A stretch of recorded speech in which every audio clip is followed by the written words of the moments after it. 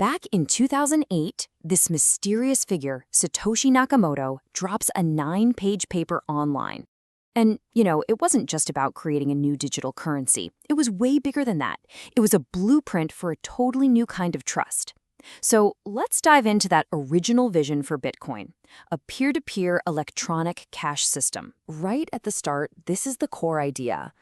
Before we even get into the tech or the complex math, Nakamoto lays out this huge philosophical goal.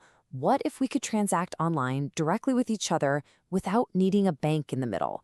The whole point was to swap out that old-school institutional trust for something totally different, pure, cold, mathematical proof. So what made this so revolutionary?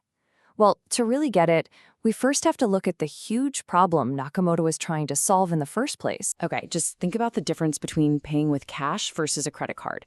If you hand someone a $5 bill, bam, it's done. That exchange is direct, it's final. But online, every single payment has to go through a financial institution, right? A bank.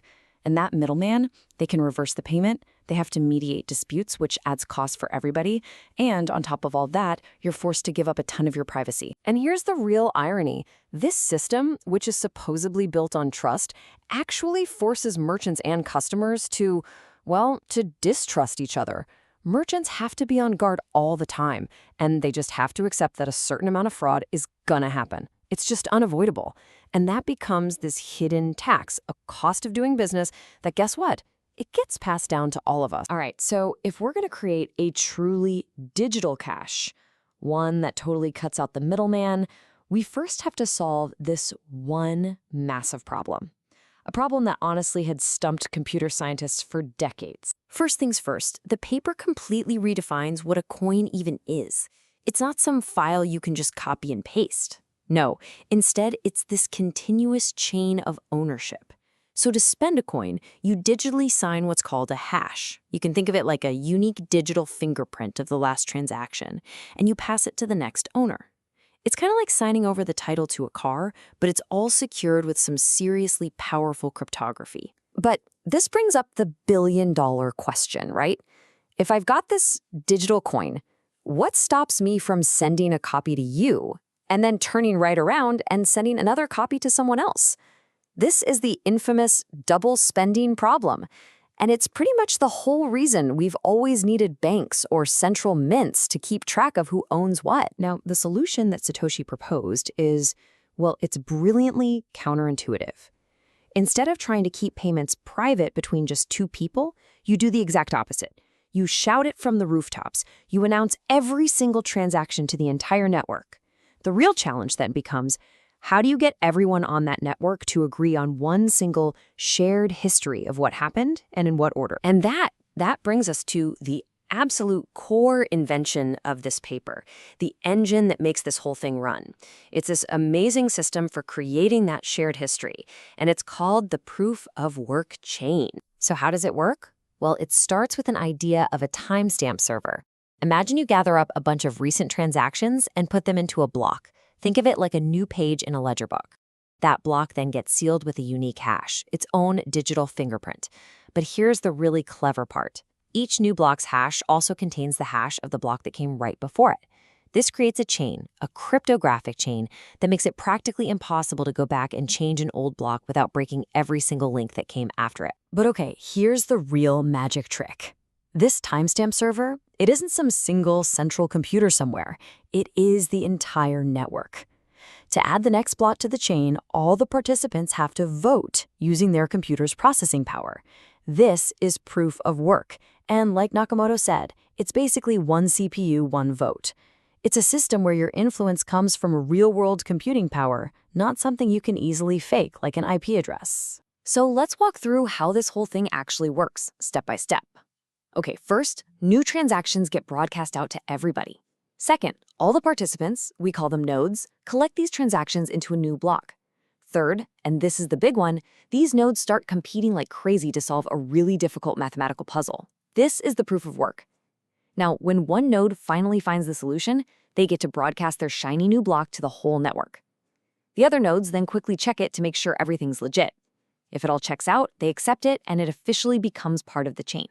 And then, The whole process starts all over again for the next block. The race is back on. And all of this competition creates this beautiful, simple rule for keeping everybody on the same page.